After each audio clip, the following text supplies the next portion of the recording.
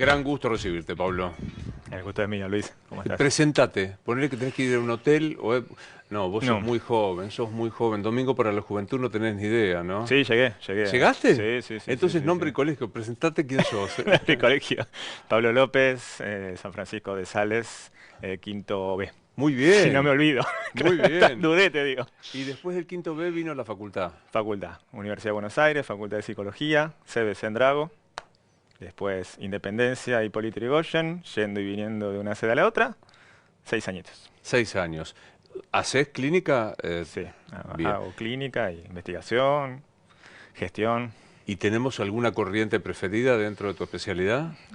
Sí, a ver, a mí me gusta trabajar con terapia cognitivo-conductual, pero siempre digo lo mismo, que no me defino por un tipo de tratamiento, sino que trato de hacer el que mejor evidencia ha mostrado.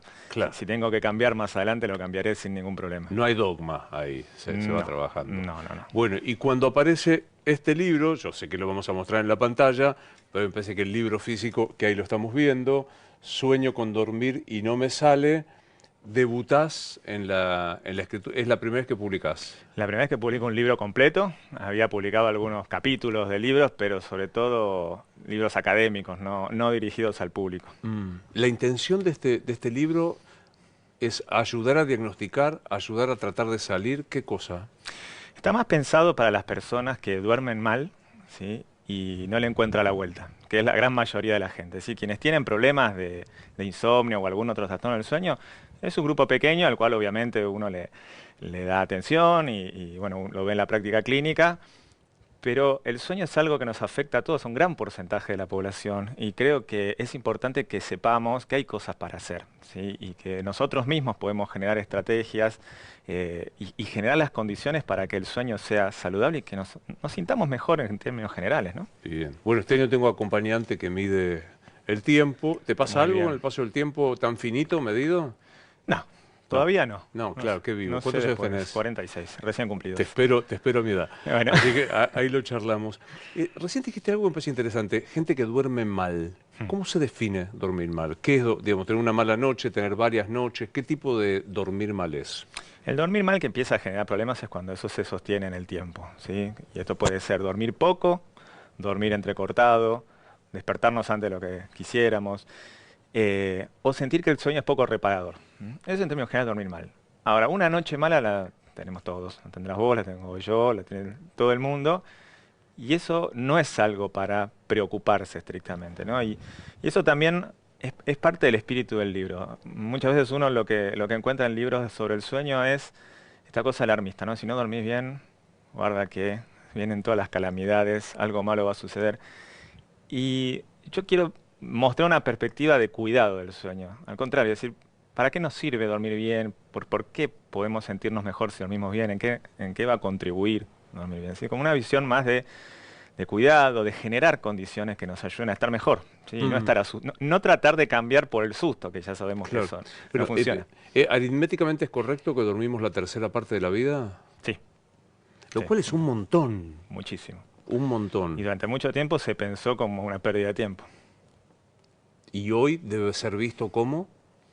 Hoy de a poquito la gente, las empresas, las organizaciones están tomando conciencia de que es un tiempo que hay que cuidar para después rendir mejor. Bien. O sea, el dormir es un factor esencial para la existencia. Como respirar, te diría. Exactamente lo mismo. Todas las especies duermen. Eso nos da la pauta, lo importante que es para la biología en general. Después se empezó a cuantificar, 8 horas como mínimo. ¿Hay un estándar de cuántas horas son necesarias para que sea un sueño saludable? Hay recomendaciones, Luis. Digamos, como ciertos intervalos que es recomendable dormir, pero no está bueno tomarlo como leyes, ¿sí? Como una especie de mandamientos. Porque muchas veces lo que uno ve en la clínica y hablando con otras personas es que uno empieza a tomarlo como algo que hay que hacer y si uno no lo logra se frustra o se empieza a preocupar porque empieza la famosa cuenta regresiva, ahora que hablamos del tiempo, ¿no? Me quedan 7 horas y media en la cama y no me dormí, ahora 7, 6 y media, 6, y cuando entramos en esa lógica no nos dormimos más. Y es más, nos estresamos bastante. Full. Pero digo, las 8 horas clásicas parecen recomendables. En un adulto, vamos a decir, entre 25 y 60 años aproximadamente, lo que esperaríamos es que una persona duerma entre 6 y 8 horas. ¿Sí? Bien. Hasta 9 horas, podríamos pensar. Obviamente siempre sabemos que cada organismo es un mundo, ¿no? Y puede haber variaciones entre nosotros. Pero en líneas generales esa es la recomendación. Idealmente entre 7 y 9 horas, ¿sí? Y lo podemos estirar de 6 a 10. Bien. ¿Antes de los 25 se duerme más? Se requiere un poquito más, ahí ya estamos más cerca de las 8 o 9 horas, sobre todo en la adolescencia, que en promedio lo que se sugiere es dormir Un 9 horas. adolescente 8 o 9 horas me va a Imposible. sacar corriendo, ¿no? Sí. Imposible, sí. Y los más chiquitos desde ya, mucho más. Más. Más. ¿Y después de los 60? Se corre un poquito, más cerca de las 7 horas, alrededor de ahí ya nos vamos a 6, 8 horas, en promedio 7. Bien. Quizás con el sueño un poquito más interrumpido que en las etapas anteriores, y eso también es esperable porque de alguna forma uno de los grandes cambios que suceden, y esto no es patológico, es que disminuye el tiempo del sueño profundo. Entonces es mucho más fácil que las personas a esa edad se despierten por estímulos más chiquititos. Total. ¿Y lo que dijiste sueño profundo? Tiene varias fases el sueño. Sí, el sueño tiene una arquitectura. Se le dice así, arquitectura del sueño. Lo escucho, arquitecto. ¿Cómo son? Bueno, hay como dos grandes etapas. La etapa que se llama de sueño no REM, que es esto, son las siglas en inglés de movimientos oculares rápidos. ¿Sí? No REM es que no hay movimientos oculares rápidos, y la etapa del sueño REM. Dentro de la no REM hay una discusión, si son 3 fases, 4 fases, pero lo importante es que sepamos que en esas fases, sean 3 o 4, vamos pasando de un estado más superficial hacia uno más profundo, hasta llegar al sueño REM, que es lo que denominamos sueño paradójico, ¿no? Porque no hay tono muscular, es decir, estamos totalmente quietos, pero la actividad mental es muy, muy, muy importante, incluso es bastante parecida a la vigilia, ¿sí? Y ahí es donde soñamos, ahí es donde aparecen las imágenes oníricas que a veces nos generan tanta sorpresa. O sea, para ver si te entiendo, pasamos de lo más superficial, que es no REM, y tendemos al REM. Claro, la fase 1 no REM, fase 2, fase 3 o 4. Pasa que son muy similares las 3 y la 4 y algunos autores proponen unificarlas. Y después pasamos a la REM. Pero no es que durante la noche hacemos eso. Es un ciclo que va entre 90 y 120 minutos y después va generándose varios periodos de esa arquitectura a lo largo de la noche.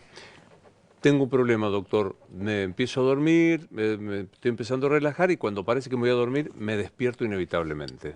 Sí. ¿Eso es uno de los trastornos del sueño? De vuelta, si es algo aislado, no. Si es algo que me cuesta un poco y después me duermo, tampoco. ¿Sí? Y si más o menos estoy dentro de las horas recomendadas y mantengo cierta estabilidad en mis horas de acostarme y de levantarme, y al otro día siento que el sueño me sirvió para recuperarme, no necesariamente. ¿Sí? Hay noches que nos puede costar más, por cosas de la vida, porque estamos más preocupados, porque tenemos algo temprano importante, lo que sea, ¿sí? Por expectativas que tengamos, buenas, malas. Es razonable eso, o sea, tener nada, desde un trabajo, un examen, un amor, un desamor, que influya sobre el sueño. Las cosas más lindas de la vida pueden generar una activación y eso, que complicarnos un poquito el sueño, ¿sí? Cuando nos queremos ir a dormir empezamos a pensar, es lógico, ¿sí? Todo lo que nos rodea se apaga. ¿Sí? Nos encontramos con lo que pensamos. Entonces, también hay que respetar eso. Hay procesos y no pensarlo como algo negativo necesariamente. ¿Sí? Bueno, ¿cuándo me doy cuenta, que es uno de los tópicos de tu libro, cuándo me doy cuenta que tengo que recurrir a un especialista? Pues ya no es que no lo puedo manejar. Me pasa una vez, ¿cuándo me doy cuenta que tengo que ir a verte? Hay una señal de alarma que es muy importante, que se llama somnolencia diurna.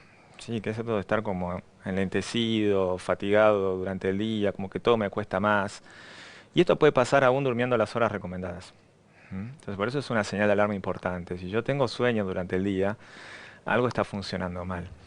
Y tenemos que tener cuidado de no normalizar situaciones en las cuales uno dice, bueno, como esto era un poco aburrido, me dio sueño, o es algo monótono y me genera sueño, no tendríamos que tener sueño durante el día. Si tenemos sueño, es porque algo está funcionando mal. Si no, podemos estar aburridos, ¿sí? Vamos a querer hacer otra cosa, pero no tenemos por qué sentir esa sensación de que nos vamos a dormir. Entonces esa es una cuestión importante. Y la otra es lo que mencionabas vos, ¿no? Es decir, cuando uno ve que sistemáticamente le cuesta dormirse a la noche o el sueño está muy interrumpido, que eso nos puede dar la pauta de la existencia de otro de los trastornos de sueño frecuentes, que son las apneas y las interrupciones del sueño por problemas respiratorios. Eh, o cuando no estamos pudiendo dormir lo que nosotros quisiéramos dormir siempre en condiciones óptimas para hacerlo, ¿no? Porque hay veces que las condiciones no nos permiten dormir bien y pretendemos, ¿no?, Mm, aún así hacerlo. claro. O sea, esos son síntomas como para que yo concurra. ¿Se cura la falta de sueño? Sí, trastornos del sueño hay muchísimos, ¿sí? Y hay tratamientos distintos para cada cosa. Por ejemplo, las apneas del sueño no es algo que en general se cure, pero que sí se trata con mucho éxito. El insomnio también es una condición, es la más frecuente dentro de los trastornos del sueño, que tiene tratamientos que ahí sí podríamos hablar de una recuperación total. Obviamente uno no puede estar prometiendo, no, si vos haces tal cosa vas a seguro abandonar el insomnio, pero seguro una mejora significativa la persona va a tener. Los tratamientos son muy eficaces. Quizás te diría, Luis, de los más eficaces dentro de lo que es el mundo de la salud mental. Mira, y consisten en qué? En algún tipo de terapia de conducta o psicofármacos? No, lo que todas las hablando del insomnio, ¿no? Todas las guías lo que nos sugieren es la terapia no farmacológica, ¿sí? Específicamente lo que se conoce como terapia cognitivo-conductual. Para el insomnio, no la terapia cognitivo-conductual en general, ¿sí? Mm, Que se usa mucho para la ansiedad, para los trastornos del ánimo, la, la psicosis. La terapia cognitivo-conductual para el insomnio tiene intervenciones particulares para tratar que las personas duerman mejor cuando el insomnio ya está enquistado y cronificado. ahí Y sí. como decís vos, las personas intentan un montón de cosas y no tuvo éxito. ¿Sí? Entonces ahí, la buena noticia es que es un tratamiento que por más que es psicológico es muy breve. ¿Sí? Los distintos modelos hablan de 6 a 8 sesiones, con lo cual Ah, poco. es realmente poco. Y otra cosa que sabemos es que a la cuarta semana igual a los resultados de cualquier fármaco. Entonces, por eso te decía que dentro de lo que es el mundo de la salud mental y de la psicoterapia, es un tratamiento eficaz y con cambios a corto ¿Y plazo. qué, nada, es una torpeza la pregunta, ¿qué me haces hacer en las sesiones? Me causa gracia lo que decís, Luis, porque justo el otro día un paciente me hizo una pregunta así en el medio de la consulta, ¿no? Me decía, cuando me dijeron que te vaya a ver, me dice, pensaba, ¿qué me va a decir este hombre? Que ya sé un montón, ya leí, me dijeron, ya sé qué tengo que hacer para dormir bien. ¿Qué me va a decir para que efectivamente duerma bien?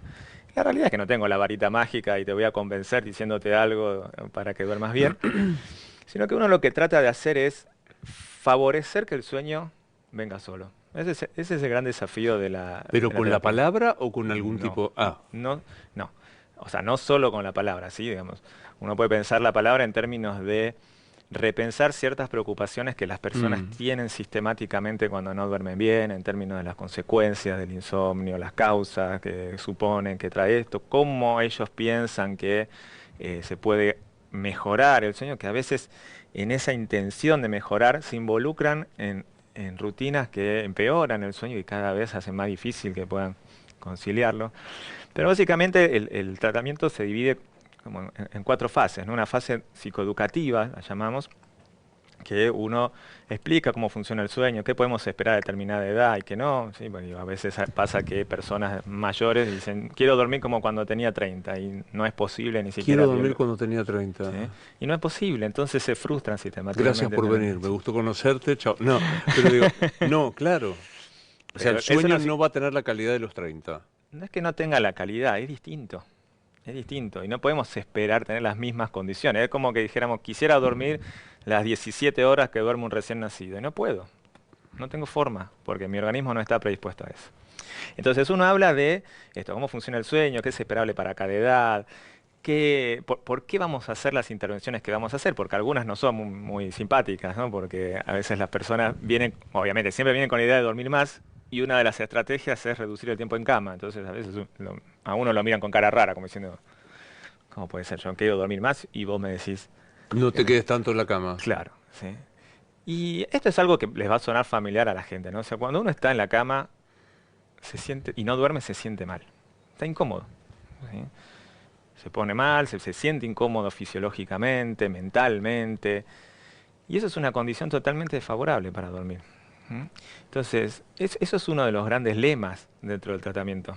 ¿Sí? Pero digo, yo te preguntaba por la técnica, es conversar, o sea, usar la palabra, también modificar hábitos, como lo Modificar hábitos. pero digo, no ejercicios de respiración, no sé, no tengo idea. Justo tocaste un tema que tiene mucha polémica dentro del ambiente del tratamiento del insomnio, porque durante muchos años era uno de los componentes importantes o principales del tratamiento. En los últimos 5 años, te diría, aparecieron varios estudios que indicaban que no solo era un componente que no agregaba nada en términos de eficacia, sino que en algunos casos producía efectos adversos, ¿sí? O por lo menos empeoraba la situación. El gran problema que tiene la relajación para el insomnio, si no estoy diciendo que la relajación sea o la meditación sea una mala técnica, porque no lo es, ¿sí? Uno siempre tiene que pensar que no hay técnicas para todo y que sirva para igual para todo, ¿sí? Estoy hablando solamente del insomnio. Es muy fácil caer en la tentación de intentar meditar o relajarse para dormir, ¿sí? Y no funciona. Ni lo más saludable que hagamos con la única intención de dormir va a funcionar, Luis. Y eso es importante tenerlo en cuenta. O sea que estas ideas de inspirar en 4, sostener en 5 y expirar en 6 como camino para respirar, para dormir, perdón, no está probado. No, no es que no esté probado, sí, está bastante probado que no agrega nada importante, Nada. eso sí. Sí sirve para otra cosa, para la reducción del estrés es muy importante, para la regulación del ánimo es muy importante. Ahora, si el único objetivo es para que se No pueda dormir, es. no funciona. Medicame, ¿Eh? claro, pero digo, te debe pasar que en el caso tuyo no tendrás que derivarlo a un psiquiatra o a un clínico, yo qué, pero que mucha gente va diciendo, dame, Mm, a esta altura, dame Rivotril, dame una benzodiazepina, alguna cosa de esos. sí, sí. ¿Sirven? No es mala palabra la medicación, ni mucho menos. En algunos casos uno tiene que recurrir a eso y en algunos casos, como decís vos, la preferencia de los pacientes es la medicación. Entonces uno no puede ir contra la corriente y es parte de la elección de un tratamiento cuando la persona está informada sobre eso, ¿sí? Entonces no es algo para decir, ah, no, medicación no, por favor, prohibido. Todo va a salir mal, ni mucho menos, ¿sí? Si hay que usarla, hay que usarla. Ahora hay que usarla por poco tiempo y supervisada. Lo que sí es una mala idea para el insomnio es la automedicación, ¿sí? Porque uno no tiene control sobre eso. Algunas medicaciones generan dependencia, no todas, pero algunas, las que mencionaste en general sí. Generan efecto de tolerancia, que es que cada vez se necesita Hay que poner más, claro. más dosis para tener el mismo efecto. Entonces, mientras sea un tratamiento que esté cuidado, la farmacoterapia es el segundo tratamiento después de la terapia cognitivo-conductual. Mm. Es una alternativa real y está también en las sugerencias de los expertos y en los estudios sobre el tema. Entonces, lo que es importante es eso, no caer en la automedicación, porque uno va a empezar a hacer cosas intuitivas que no solo no le van a traer buenos resultados, porque pues uno en el consultorio recibe pacientes que tienen una cantidad de medicación impresionante y no duermen. Sí, no duermen. Y uno dice, ¿cómo puede estar parado? Bueno, una persona promedio que tome lo que está tomando esa persona no podría estar parada y sin embargo no le hace nada. Ujú. Entonces es muy importante la supervisión de un médico si uno elige esa opción de tratamiento, que como te decía, no es la primera, pero es válida. Sigo adentro de la terapia que vos hacés y que contás en tu libro Sueño con dormir y no me sale. Aparte de esto, por ejemplo, ahí está el libro, no permanecer tanto tiempo en la cama, ¿qué otras conductas se pueden sugerir para mejorar esto? Bueno, lo que es importante es que si uno no puede estar mucho tiempo en la cama, sepa qué hacer. Sí, porque la gran pregunta que viene a los pacientes, bueno, ¿y qué hago? Porque uno de los miedos es yo me levanto y me espabilo más. Sí, hay que luchar contra esa idea. Entonces, en general lo que conviene es que salgamos de la cama. Por lo que decíamos, ¿no? Es una experiencia muy desagradable estar en la cama sin poder dormir. Y se empieza a generar algo automático, ¿no? Que es, estoy en la cama y eso es un lugar desagradable, ¿sí? Ya no me predispone a dormir. Ya voy con miedo a la cama porque sé que no voy a dormir o imagino que no voy a dormir. Entonces lo ideal es cuidar, resguardar esa relación que hay entre el sueño y la cama de forma automática, saliendo y haciendo algo agradable fuera de la cama, ¿sí? En un sofá cómodo, leer, escuchar música tranquila, audiolibros, ¿sí? Algo que a nosotros digamos, nos genera una sensación placentera que vaya favoreciendo la aparición de la somnolencia para después sí volver a la cama. Lo que no está bueno es, primero, quedarme dormido en el sofá, porque lo que queremos es resguardar el espacio de la cama. Y por otro lado, estar contando el tiempo que me toma volver a la cama, ¿sí? Porque si no seguimos en esa lógica de tengo que dormir sí o sí, si no me Ansiedad duermo, absoluta. absoluta ansiedad. Pero digo, hay hasta pautas de este tipo. Si te vas a quedar dormido en el sofá, es levantarte y volver a la cama. No, levantarte cuando sentís ese sueñito inicial, ir hacia la cama para ir fortaleciendo esa relación automática entre dormir y el ambiente donde uno duerme, ¿no? Eso es clave. El ambiente de donde uno duerme debe ser cuidado. Oscuridad o no, insonoridad o no, pantalla o no. Contame un poco de eso. Bueno, primero no volverse fanático, ¿no? Porque a veces eso también es una trampa. Tengo que estar totalmente oscura, si me entra un poquito de luz ya no puedo dormir, o si la luz del aire acondicionado está prendida, ¿sí? Cuando entramos en ese nivel de detalle, todo lo que voy a decir ahora tiene el efecto contrario. Ahora, obviamente en términos de condiciones ambientales, cuanto menos luz haya, cuanto menos ruido también. Obviamente los dispositivos electrónicos en la habitación son una muy mala idea, porque uno de los principales mecanismos de regulación del sueño tienen que ver con la exposición a la luz y la ausencia de la luz. Si nosotros nos exponemos a la luz cuando tendríamos que dormirnos, biológicamente nuestro organismo se predispone a estar despierto, a estar alerta. ¿Mm? Entonces, todo lo que genere un contacto con luz, tenemos que tratar de evitarlo. Que el colchón sea cómodo, lo mismo que la almohada, y que la temperatura sea agradable. ¿Mm? Esas son las condiciones. Después hay otras cuestiones que ayudan. Vas a encontrar que hay propuestas de mantas que pueden ayudar a dormir, o si dormir con ¿Mantas? medias, no dormir con medias. Sí, pero de vuelta. ¿Qué O hay sea, mantas que te ayudan a dormir? eso dicen. Eso ¿Y qué dicen. hacen? ¿Y qué? No, no, esa sí que no lo había escuchado nunca. No, ¿Qué se supone que tienen? hay toda una hipótesis de que estas mantas lo que hacen es como generar digamos, una estabilidad de la temperatura corporal que favorece el sueño. Obviamente todavía no tenemos evidencia fuerte como para decir que eso es así, pero a ver, cualquier situación o cualquier elemento que a nosotros nos dé comodidad y gratificación para dormir, eso va a ayudar. ¿Sí? Siempre y cuando... Fíjate que es finito el hilo, Luis.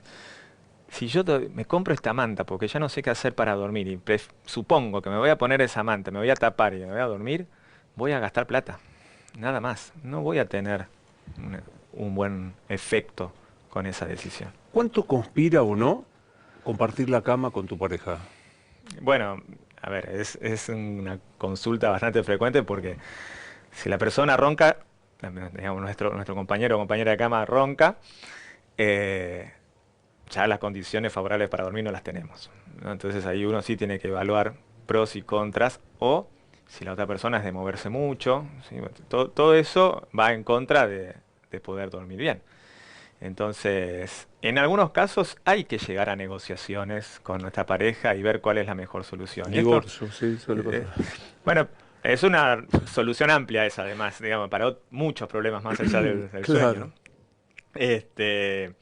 Pero a lo que voy es, no solo no tenemos que pensar en términos de si la persona ronca o se mueve, sino también cuando uno de los miembros de la pareja tiene horarios nocturnos, Claro. ¿sí? O rotativos, que eso va a afectar. Y bueno, es cuestión de hablarlo en la pareja, una de las tantas cosas. Dijiste, claro, dijiste varias veces el tema del horario. A los que hemos trabajado de madrugada o hemos tenido que trabajar a tarde, francamente cuesta, o sea, de la misma manera que el sueño de la siesta no resulta, esto lo digo empíricamente, sin ningún tipo de basamento, pareciera que no es lo mismo que dormir por la noche. Es lo mismo dormir a cualquier hora o la nocturnidad provoca un mejor sueño? Pensémoslo como en un continuo, Luis. Nuestro organismo está diseñado para dormir de noche y estar despierto durante el día, ¿sí? Por nuestro reloj interno, el reloj biológico, ¿sí? Tenemos esa predisposición, venimos así de fábrica. Ahora, cuando nosotros trabajamos de noche y descansamos de día, hay cierta situación que está forzando la máquina, pero si es estable, por lo menos el impacto es menor, ¿sí? Porque nos podemos ir acomodando y hacer ciertas estrategias para engañar a nuestro organismo y decirle, ahora estás de noche aunque sea de día. Oscurezco, claro. Claro, sí. A veces es necesario incluso reforzar con tapones en los oídos y por si hay mucho ruido ambiente, porque obviamente durante el día hay más transporte público, más Obvio. auto, más moto, más todo, más movimiento dentro de un edificio, etcétera. Y quizás sí lo que genera un desafío mayor es cuando los horarios son rotativos, ¿sí? Porque ahí sí es como que nunca nuestro organismo termina de adaptarse bien, ¿sí? De saber cuándo tiene que dormir, no, es como que todo el tiempo tiene que estar aprendiendo pautas nuevas y eso genera una complicación mayor. Asumo, porque creo que hay una corriente cada vez más extendida, que los hábitos saludables cotidianos ayudan o no al sueño, es decir, buena comida, ejercicio. ¿Cómo funciona eso? Bueno, hoy estamos hablando de sueño, pero no lo podemos pensar por fuera de una buena actividad física y una buena alimentación, ¿sí?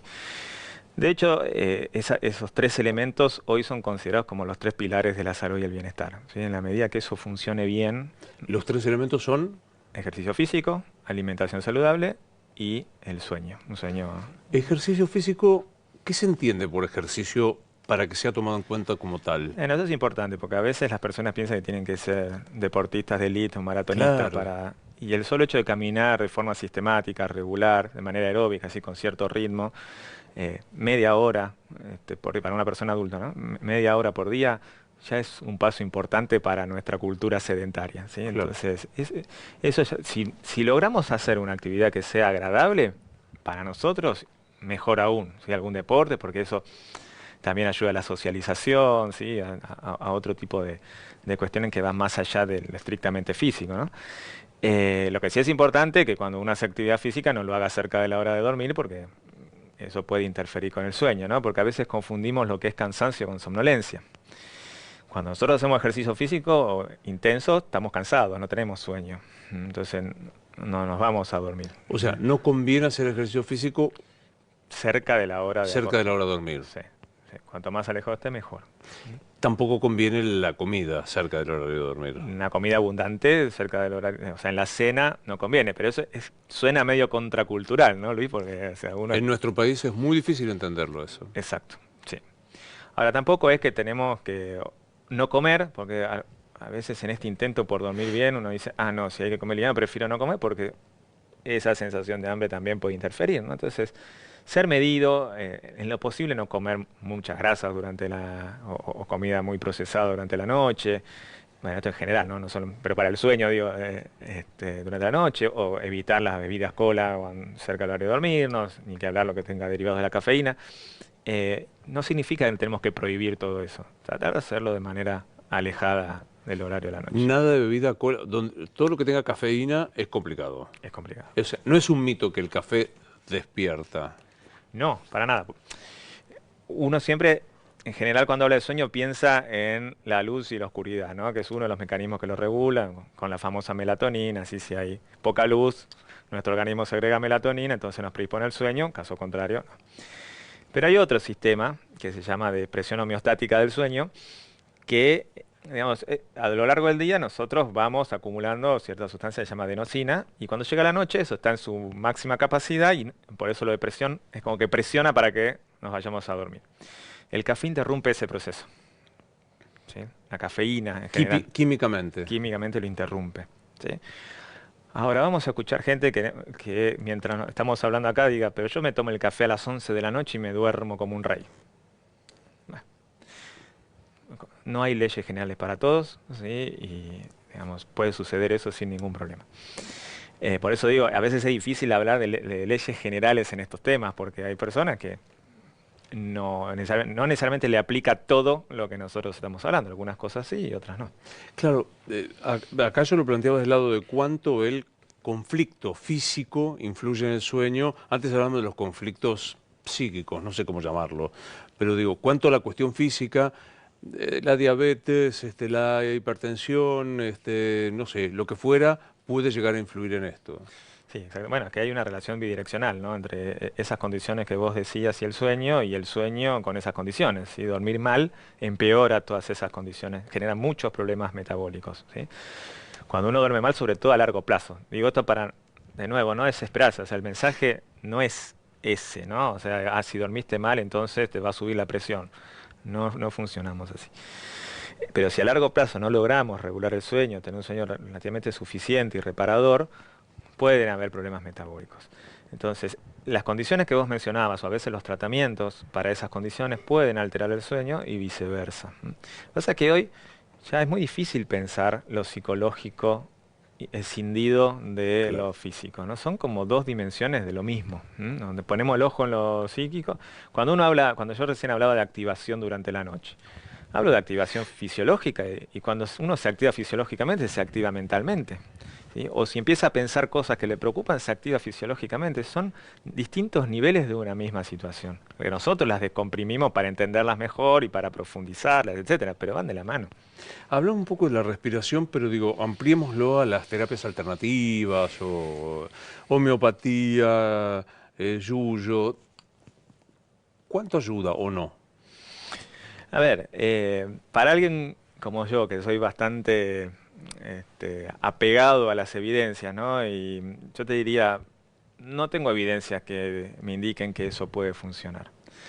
Ahora, también tengo que ser sincero y decir que la ausencia de evidencia no es evidencia de ausencia.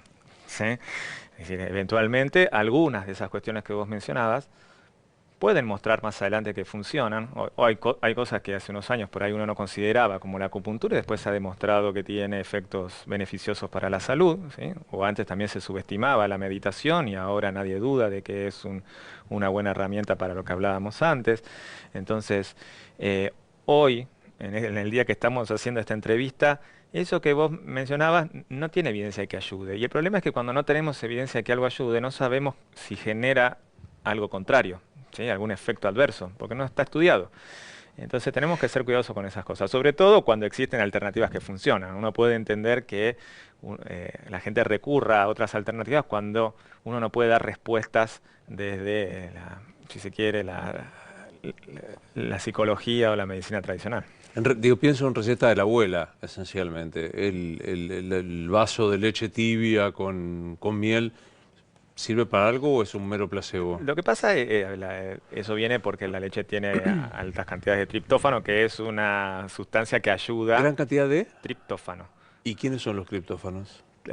Con Ah, trip. Ah, por eso triptófano. hasta ahora está de moda el triptofano. Viste Claro. que lo compras en... Exacto. Bueno, eso, bueno, como la valeriana, el tilo, o sea, son sustancias que sí promueven el sueño, pero de nuevo, no es que somos así mecánicos que digo, bueno, tomo un vaso de leche, entonces me duermo. ¿Sí?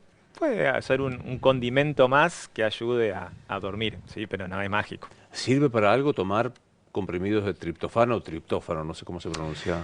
Eh, hay que tomar una dosis tan alta que no, digamos, lo que se vende en venta libre, nada, de vuelta, nada de eso nos demuestra que usándolo de manera sistemática puede tener un resultado importante a la hora de dormir. Lo tiro, decís vos. Tenelo por las dudas, porque a ver si sale un estudio de una semana Y y yo te ya tengo, arrepentí que lo tiraste. tengo acumulado Mientras no un se te venza. aceptúa así triptófano, ¿no? Es Sí, esa esdrújula de la palabra. ¿Cuántas horas dormís? yo duermo en promedio 6 horas y media. Poco. Poco. Deberías ver alguna especie. No, no, me parece poco. Hablo conmigo mismo, pero... Es un sueño reparador, satisfactorio. Eh, a ver, yo tendría que responderte que no, porque de hecho siento la diferencia cuando duermo 1 hora más. ¿Mm? Ahora, eh, uno además de dedicarse a este tema, es persona antes, ¿no? Y digamos, uno cae dentro de las cosas que nos suceden como sociedad, ¿no? Y hoy hay rutinas sociales muy establecidas que a veces son difíciles de sortear, ¿sí? Por ejemplo, el horario en que empiezan los colegios, o las actividades extraescolares que tienen los hijos, o mismo las actividades personales de uno, que está todo el día trabajando. Entonces, uno tiene que tratar de encontrar el mayor equilibrio posible. Este es el equilibrio que hoy tengo, no es el ideal. Porque como te digo, cuando los chicos están de vacaciones y duermo 1 hora más, es la gloria, ¿sí? Noto una diferencia notable. Si duermo 7 horas y media o más de 7 horas, me siento mucho mejor. Pero no siempre lo puedo hacer. Y lo mismo le pasa a mis hijos. O sea, ¿cómo hacemos para que entre su práctica deportiva, que termina tarde, y el comienzo extraordinariamente temprano que tienen el colegio, puedan dormir las horas que son recomendadas durante la semana. Es un desafío muy grande para todos, porque nuestra sociedad hoy no está alineada con la salud del sueño, lamentablemente. Hay que hacer muchos cambios. Alguna vez escuché a alguien que decía que era disparatado entrar al colegio a las 7, 7:30, a las 8, que había, o sea, si uno lo tomase por la biología humana, ¿tendría lógica esto? Es absolutamente anormal empezar para el cerebro de nuestros adolescentes, empezar a esa hora no es una buena idea para nada, para nada. Y ahora no pasa tanto, por suerte, pero yo recuerdo en la secundaria que había una profesora que se enojaba si bostezábamos a las 7:30 de la mañana en invierno, oscuro, sueño, adolescentes, que además, bueno, teníamos sueño irregular, y se enojaba, ¿sí? Hoy creo que eso ya no está pasando, pero realmente, o sea, es una discusión que todavía nos debemos, porque ahí sí, ¿ves? La evidencia sobra de que es una muy mala idea empezar la Comenzar tan jornada. temprano. Sí. Sí, en realidad creo que eso pasa para dejar organizar la vida de los adultos que pueden ir al trabajo, etcétera, etcétera, ¿no? Sí, pero es un poco de todo, ¿sí? Después los adultos también terminan muy tarde, por lo que te decía, bueno, los chicos van, supongamos que hacen doble escolaridad o escolaridad extendida. ¿Cuándo hacen deporte? Después. ¿A qué hora terminan? A las 7, 8, a veces a las 9. Se bañan, comen. ¿A qué hora se acuestan? 11. Se tienen que levantar a las 6:30. No dan los números. Ahí viene el tema que es uno de los capítulos que veo, que es el tema de la siesta. ¿Sí o no? Sí. A ver, en general sí, si se dan ciertas condiciones, Luis. Las dos condiciones principales es que sean breves, entre 20 y 30 minutos. Me estás 15 o mirando 20 raro. minutos. Hasta Pero media hora. Ni voy. Hasta media Ni hora. voy. De negocio Claro. media hora. Media hora. Sí. Y cerca del horario del mediodía. Igual hay un ejemplo que menciona en el libro, hace un tiempito atrás, en un medio de Jujuy, que cuando me preguntan esto, Claro. dicen, pero Pablo, eso no es siesta. ¿Cómo es una siesta de media hora? Asumo No que en Jujuy se existe. pone el pijama, por 15 o 20 minutos, olvídate. Pero no, eso no.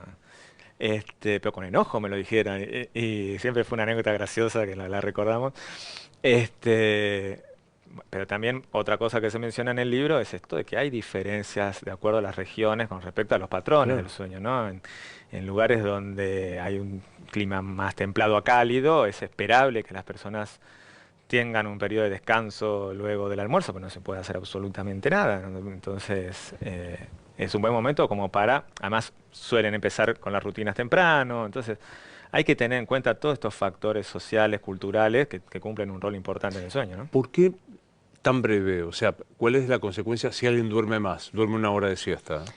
Si alguien duerme mucho la siesta, digamos, primero pierde todos los beneficios que tiene la siesta corta, que es efectivamente como una renovación de la atención y la concentración, una mejora en el ánimo y en la motivación para hacer las cosas, ¿sí? Y una sensación de estar descansado, ¿sí? Para lo que resta del día. Si uno duerme mucho, bueno, en general, la experiencia que uno tiene cuando duerme mucho, mucho, y no hay cuestiones culturales que lo expliquen, etcétera, no se siente tan bien, ¿sí? O alguno está embotado, o a veces con malestar intestinal. Pero ¿qué es lo que sucede? ¿Qué es lo que no cierra de la siesta larga? Que por un lado aumenta lo que llamamos inercia del sueño. Nos cuesta muchísimo más concentrarnos, entrar en un estado de atención óptimo, ¿sí? Mucho más. Como que estamos con el freno de mano y nos cuesta volver a estar atentos. Y por otro lado es que en personas susceptibles para los problemas del sueño, como el insomnio en particular, si duermen siestas largas, eso puede interferir en el sueño principal, en el sueño nocturno. ¿Mm? Entonces ese es el cuidado que tenemos que tener. Bien.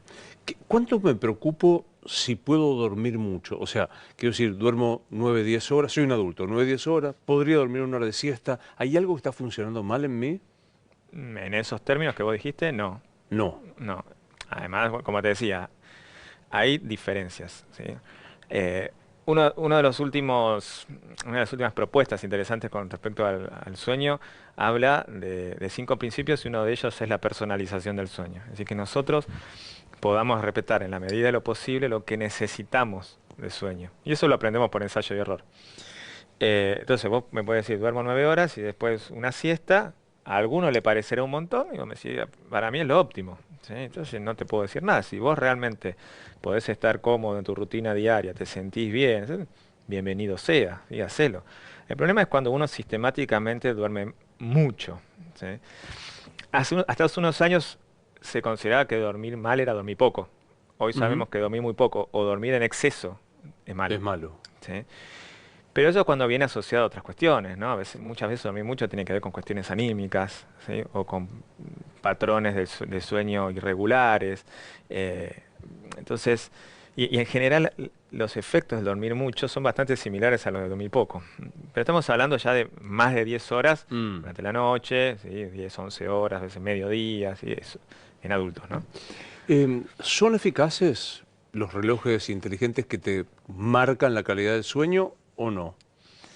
Hoy por hoy no son lo suficientemente confiables y en esto sí hay también bastantes estudios con respecto a este tema, porque si bien son precisos para otros indicadores fisiológicos, quizás para la frecuencia cardíaca un poco más, ¿sí? En el sueño, por un lado, al tener que basarse en varios indicadores al mismo tiempo, ¿sí? Va acumulando los errores de medición de todos los otros indicadores, entonces eso hace que sea más impreciso la estimación del sueño.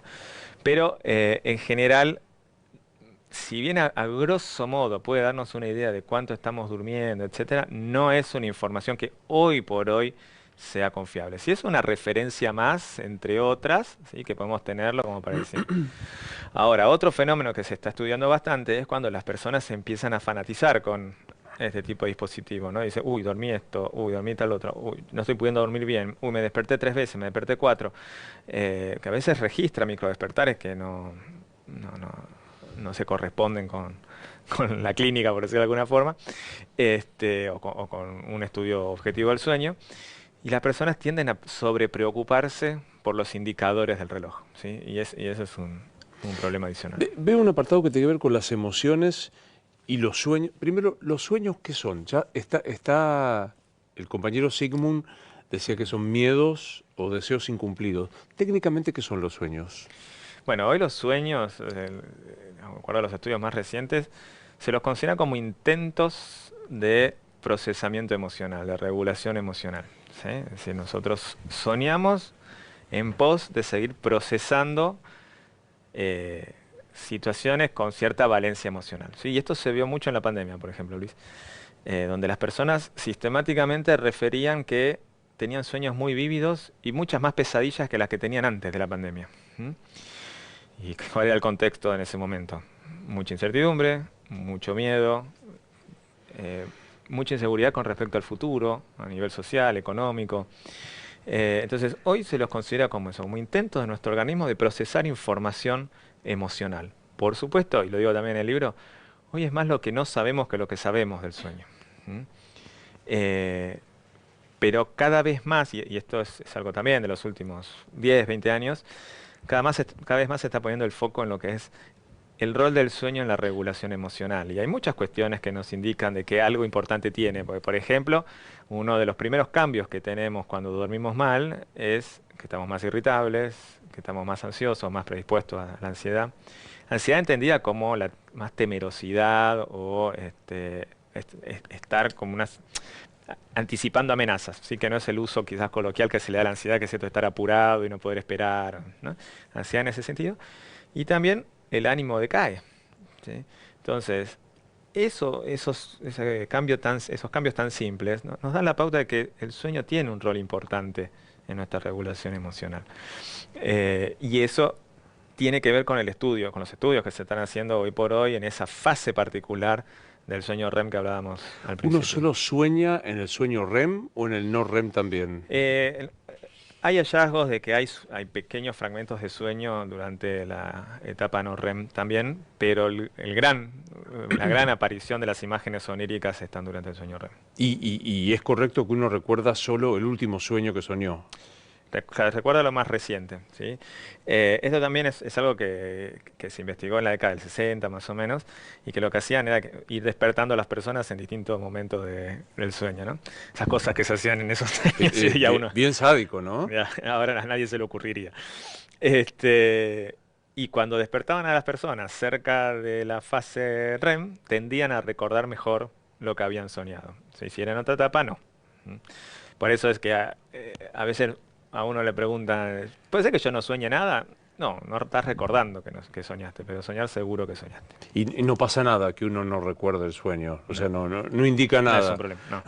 O que lo recuerde muy vividamente tampoco supone un mal descanso. Depende, depende si el recuerdo vívido no.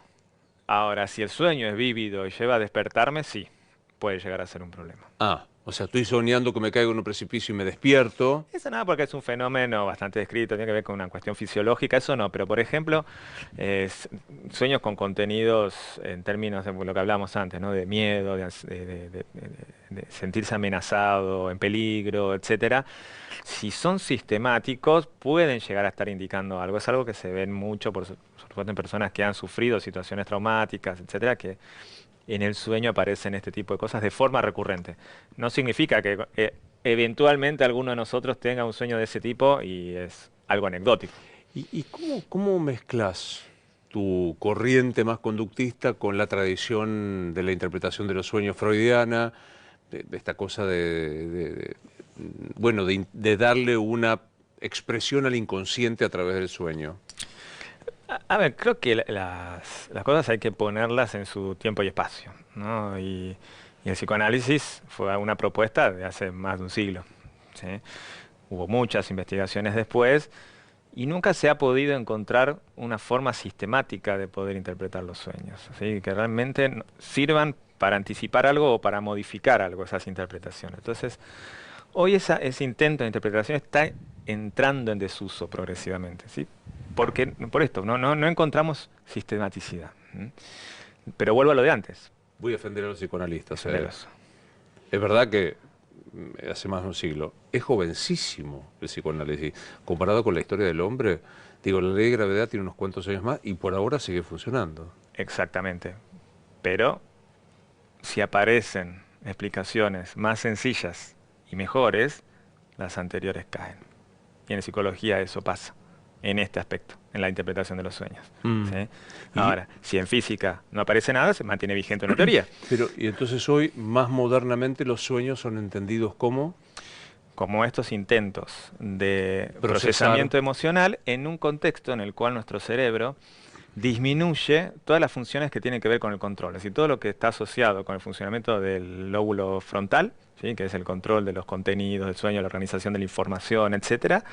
Eso está disminuido mientras dormimos. Eso es lo que explicaría que tengamos contenidos del sueño raros a veces, ¿no? Como que se combinan cosas que uno dice, ¿por qué? ¿Sí? Entonces, hoy la explicación que mejor se ajusta es ese que más aceptación tiene dentro del mundo científico, ¿sí? Pero como vos decís, esto es algo cambiante, volátil, discutible y, digamos, seguramente iremos conociendo más y lo que estamos hablando hoy en un tiempo dirán, mira lo que decía Pablo en el 2025. En el 2025. Hay una vieja peli que es un clásico, que es La Naranja Mecánica, donde intentan no dejarlo dormir al protagonista, y un dicho que dice, te podés morir si no dormís. Digo, no llevando a este drama, pero ¿puedes enfermar por no dormir? Sí, a ver, a largo plazo pueden aparecer varias cosas, problemas cardiovasculares, metabólicos, como mencionábamos hace un ratito, más enfermedades infecciosas, porque digamos, dormir mal pone en jaque al sistema inmunológico, genera todo un fenómeno inflamatorio generalizado. Pero no hay que perder de vista una cosa. Antes hablábamos de los pilares de la salud y el bienestar, ¿no? En general las personas que duermen mal, comen mal y son más sedentarias. Entonces, en la combinación de esos factores es donde aumenta el riesgo a enfermarnos. No es que solo el sueño, de forma aislada, el sueño, si duermo mal, entonces me va a pasar esto. ¿Sí? Si duermo mal, es más probable que coma peor. Y si como peor, voy a hacer menos actividad física y voy a dormir peor. Y eso va haciendo un círculo vicioso negativo que a largo plazo, de vuelta, a largo plazo se asocia. Y no mencioné antes, que también es importante, aumenta el riesgo de desarrollar trastornos mentales. Por supuesto que súper recomendamos que vean el libro de Pablo, que ahí lo vamos a recordar en la portada, que es Sueño con dormir y no me sale, guía práctica para nunca más mirar el techo por las noches. Ambicioso, ¿eh? La cosa es... Hay una guía práctica que no vamos a spoilear, pero sí al menos dar un check de cada una de ellas. En la última parte del libro hablas de esta guía práctica, alcohol. Hmm. Bueno, el alcohol es una gran trampa que a veces tenemos, ¿no? Porque nos genera esta sensación de somnolencia inicial y a uno le hace creer que es una buena idea para dormir. Pero el problema del alcohol no es el inicio del sueño, sino el mantenimiento, ¿sí? Por el mismo proceso que necesitamos para metabolizar el alcohol, se aumenta la presión arterial, aumenta la frecuencia cardíaca y eso ayuda a que nos despertemos, ¿sí? Ni hablar si tomamos mucho, eso va a hacer que estemos mal en general y vamos a tener muchos estímulos para tener que despertarnos. Bien. Entonces no es una buena idea. Bueno, la comida lo hemos hablado un poco, Hemos ¿no? hablado. Cantidad, grasas, etcétera, etcétera. Cafeína también. Fumar, nicotina. Es un fenómeno bastante parecido al del alcohol en el sentido de que la nicotina es un estimulante. El alcohol es un depresor del sistema nervioso, pero la nicotina es un estimulante. Pero lo que digo que tiene como factor común es que efectivamente genera una somnolencia inicial, uno se siente tranquilo, pero el organismo está siendo estimulado. Y cualquier cosa que estimula al organismo, al igual que la cafeína, es incompatible con el sueño. ¿Es el hecho de que un chocolate... De nuevo, sin ser fanáticos, ¿no? O sea, es exceso de chocolate, no comer chocolate. Pero el chocolate tiene altas cantidades de azúcar, ¿sí? Entonces, cuando... El azúcar es el combustible principal de nuestro organismo. Imagínate si le damos mucho combustible a la hora de dormir. No es una buena idea. Esto vale especialmente para los niños, viste que hay como un lugar, ¿no? Cuando hay un chico en casa, ni se te ocurra darle dulce a la noche, ni se te ocurra... Por las altas, ¿sí? Sí, las altas cantidades de azúcares que tienen los caramelos, los chupetines. Bueno, No, jamás, eso no debe hacerse. no es una buena idea por esto, ¿no? Estamos inyectando energía en un momento en el que hay que bajarla. Mm.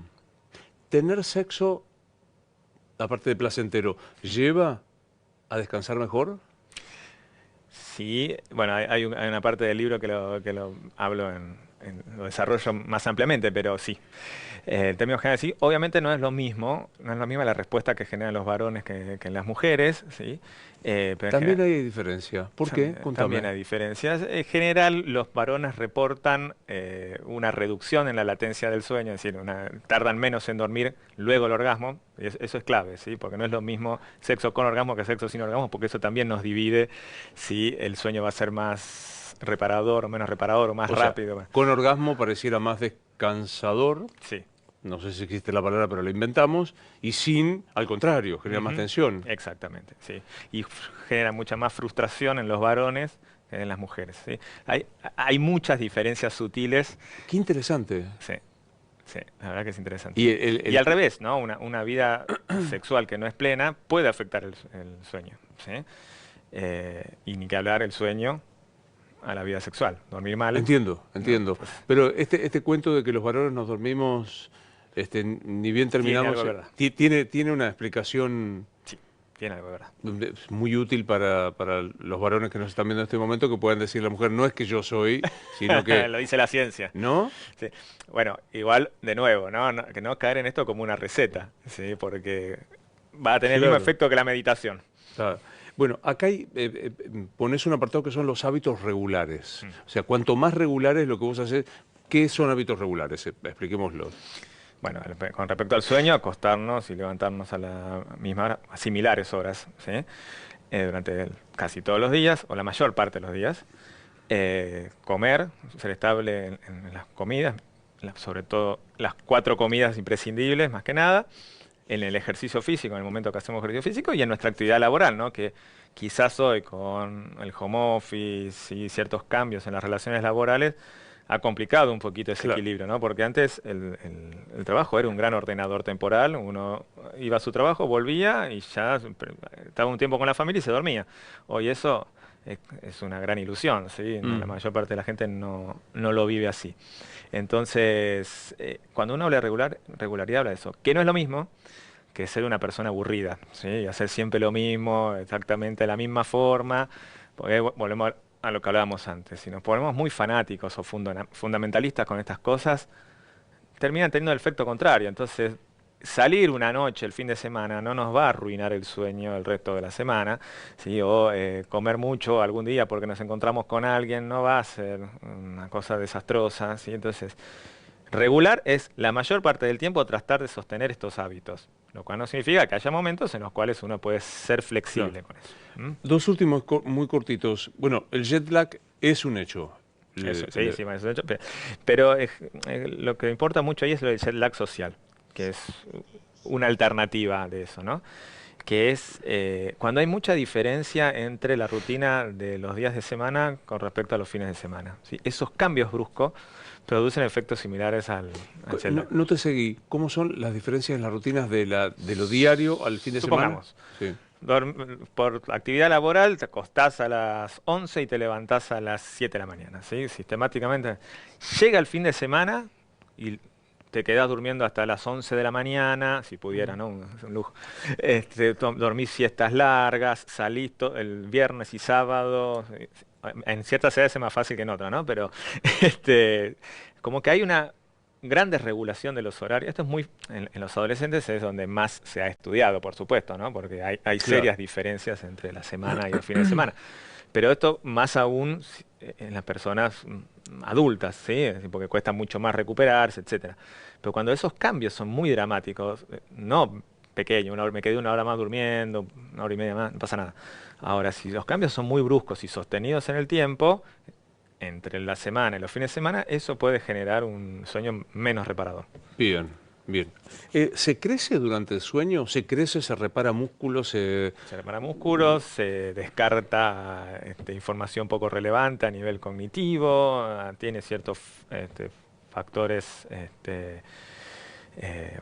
vinculados con la oxidación, o sea, es una limpieza general del organismo. El sueño. Y el mal sueño conspira contra eso. Exactamente. Pero es interesante, viste, que a veces cuando uno tiene un niño en casa es también dormir porque es el momento en el que mayor desarrollo tiene. Porque en los niños y en los adolescentes también está muy asociado con la hormona de crecimiento. Un mal sueño afecta a la hormona de crecimiento y eso puede tener otro tipo de consecuencias más importantes que en los adultos, ¿no? ¿Hay algo que me olvidé preguntarte que te hubiera gustado que te preguntara? No, la verdad eso es extraordinario, entrevistando. Gracias. No, a ver, me parece que el mensaje general es esto, ¿no? De tratar de pensar qué cosas están al alcance nuestro, ¿no? Y no estar buscando recetas mágicas.